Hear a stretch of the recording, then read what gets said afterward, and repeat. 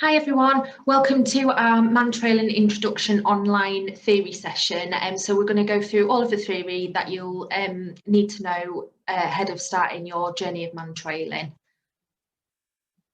So just a little bit about me first. So I'm Emma. I'm an instructor for Mantrailing UK and I'm also an assessor for Mantrailing UK level 1 to 3.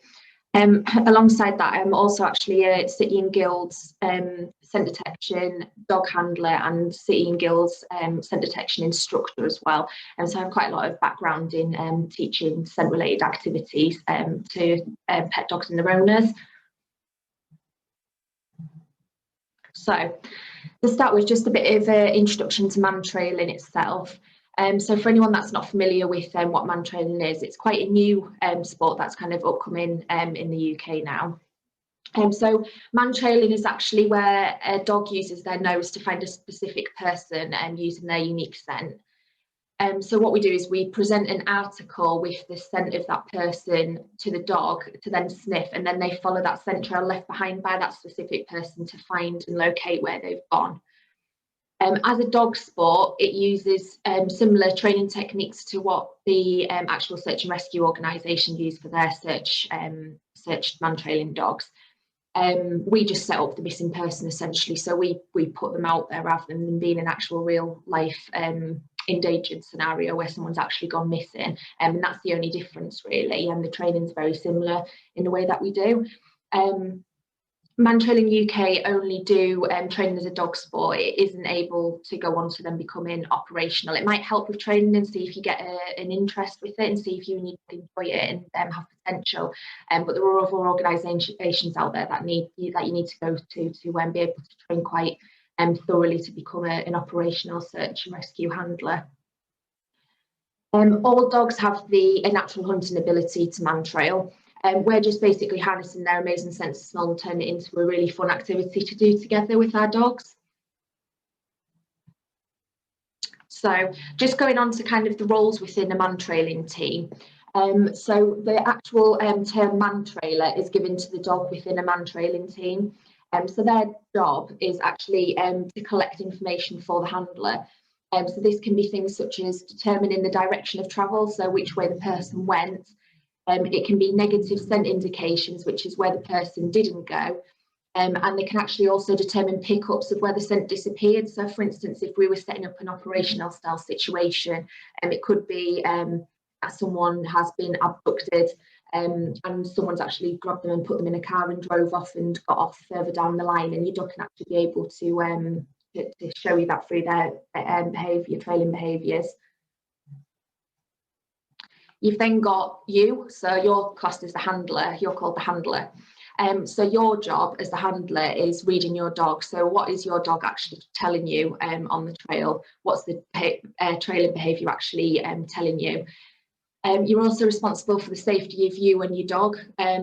It's a really interesting one because until you're quite experienced with trailing, often you can actually kind of get so lost in watching your dog that you do kind of nearly walk into overhanging branches and you don't always see oncoming traffic, which is why we always have normally someone with us spotting, and obviously normally in a in-class scenario as well, you'd have me there instructing as well as spotting for you as well.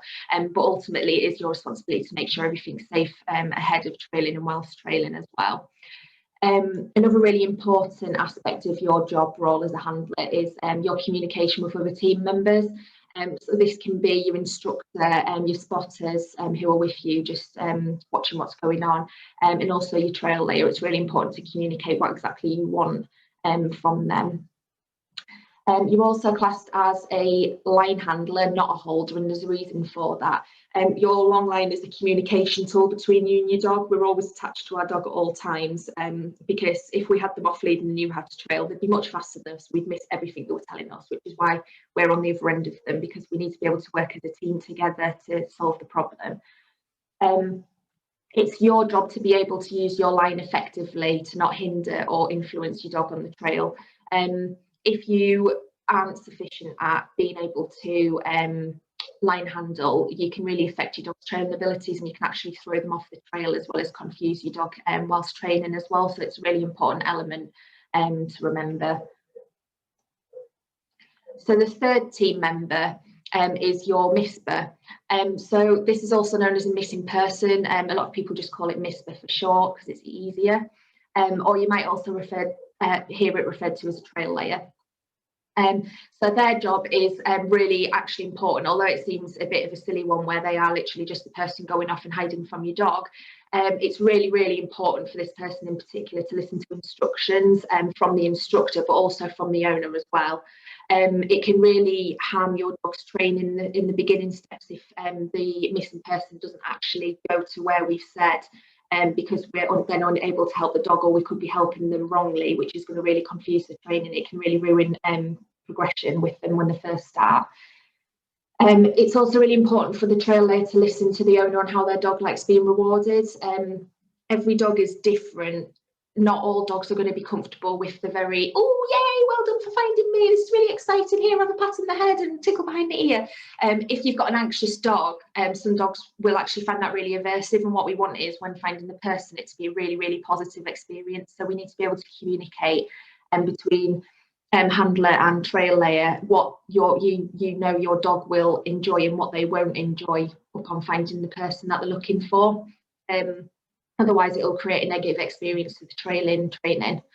And another thing is also your own safety.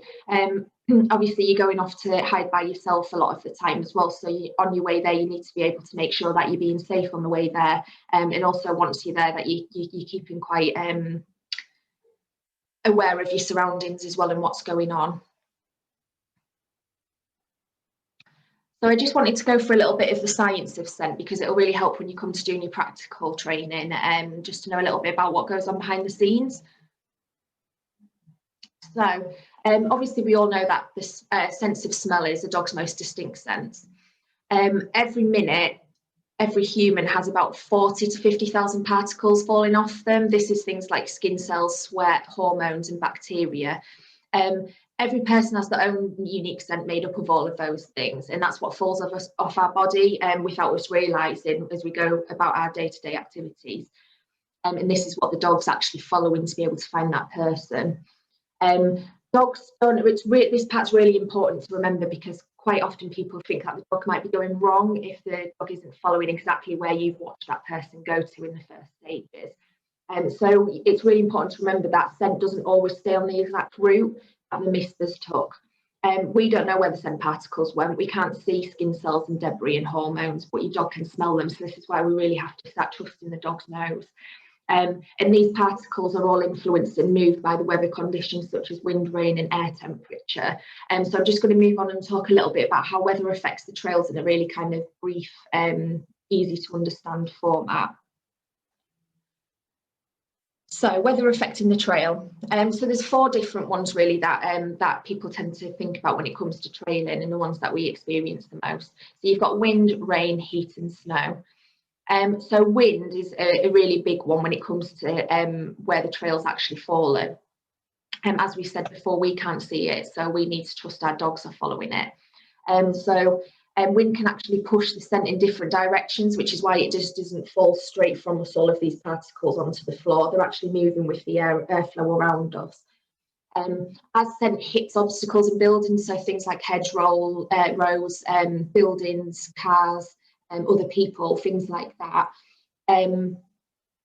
the trail then sticks to those, so the scent actually sticks to those, and that might be where the dog ends up following the trail, because that's where the scent is strongest. So that's really important to think about it, and it's not always where the trail layer has actually walked, and that's why. And another thing to think about as well is sometimes scent gets stuck in places, particularly in corners. So if you think about a house with a corner, or a house here with a garage, and you've got the right angle, if all the wind direction is blowing into there, what's going to happen is every single scent of the area around your dog is going to be blowing into that corner, and there's no escape for it. So if your dog follows the trail in there, an inexperienced dog can then actually quite struggle to get out of that situation. So it's just something to keep in mind, particularly when you first start and your dog isn't experienced at trailing, to just think about these situations and what could be happening there if your dog's particularly struggling. You've then got rain. So rain's quite another one to kind of think about when you're going to be trailing. So Scent sticks to moisture, so light rain can actually be quite beneficial because if it sticks to it, it's gonna lay easier and stick to the surface. And the only problem is if the rain then gets heavy, it can actually wash the scent away and cause pools in things like puddles. And if anyone's ever watched anything to do with kind of actual trailing programs or anything like that, there are some documentaries where they actually show videos of kind of actual search dogs following scent and ending up at drains and things like that. And it's actually because the scent's actually all pulled and followed this stream of water, and obviously water goes to drains because that's how we've created the surfaces to be, and so all the scent is going through them drains and then the scent's disappeared down there. So again, that can make quite a big influence on your dog being able to trail. Another one is heat. So we don't really tend to get really hot weather in this country, but some countries do, and we occasionally do get a heat wave, which is nice when it happens. Obviously, as well as the fact that dogs can overheat, and you've got to be really cautious of that, like we do with any exercise. Heat encourages evaporation, and therefore, if scent sticks to moisture, the moisture is then going to rise and evaporate, which is going to make less scent particles to be around for the dog to use. So that's another one to think about. Like I say, we don't often get it, but it's just nice to have that in the back of your head when you are thinking of trailing, as well as the welfare behind it as well. Snow is a really interesting one. We often get asked about snow. There hasn't actually been any proven studies to say how snow affects trailing. There's a few different theories that go around. But in snow, a lot of people think that some dogs might use ground disturbance, more so footprints in the snow, marks that have been in there, scent that's actually come off the footprints and things like that there. So that's kind of just a little bit about that. Like I say, that part hasn't been actually proven, but it's just nice to have that in your mind and think about all of these while you're going out to train with your dogs. So moving on to how do dogs see with the noses. So there's just a little diagram here. So this is actually my dog Charlie here with his little cute smiley face. Thought it'd be a nice one to use. So basically, a dog's nose pad, so the black area that we can see obviously on the outside, is meant to be moist. It produces an oily fluid which helps scent molecules stick to it, which helps with scenting. They actually have, unlike us, if you breathe onto your own hands, you breathe up through the same section as you blow down, and we can only have that ability to go up and down through our two nostrils. A dog, however, although they have two nostrils, they actually have slits at the side, which you can actually see slightly just on this section here, going upwards here and here from Charlie. And what actually happens is they inhale through the forward section like what we would, but they actually exhale through the sides, which actually means that they can sniff without disturbing the scent. Because if you think if they breathed like how we did, in and out of our nose, every time they breathed out, it'd just be moving and pushing the scent molecules out like that, and it'd make it a lot harder for them to take the scent in that they needed. Another really interesting fact about a dog's nose is that they can actually sniff in stereo, so they can use one nostril at a time. And this is actually how they determine where the direction of scents come from, which is really interesting to know how they actually decide which direction that person's gone in as well. Another interesting fact is that dogs have a three-dimensional comprehension of scent, and they can even tell the time using the nose. So these skills actually enable them to identify and follow the trails, so they can actually decide that what is the freshest trail and what is the oldest trail, which way did they go, what is going to be my most direct route, which way did they actually go, and which way was the older route that they took. And they can actually see where they've been and even how long we were there for as well. So it's really complex, their nose structure, and you could go into a lot more depth with that, but I just thought they were some nice points to go over just to kind of show you how amazing a dog's nose really is. So this little bit here is just to go through, there's a thing called eddy currents. So basically when a dog inhales and then up the front nostrils and then exhales out the sides, it creates these little eddy currents here that I've shown with these arrows.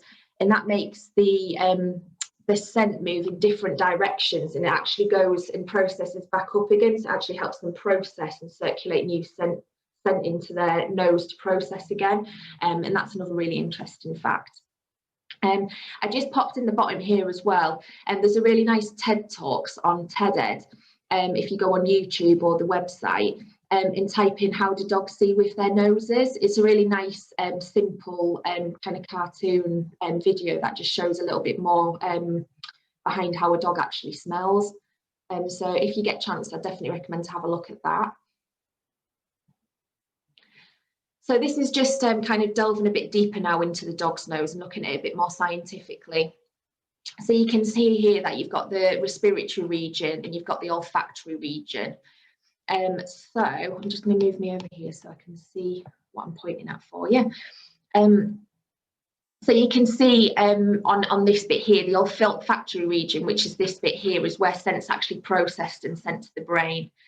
The respiratory region, there's something in there called the maxilloturbinate, and it acts as an aircon unit to heat up and cool down the air and the scent molecules to enable them to actually process at the correct temperature, which is how you manage to have dog searching kind of out in Afghan as well as the Antarctic, because they literally are able to process within milliseconds the scent to get it to the level that they need to be able to process it at and send it to the brain.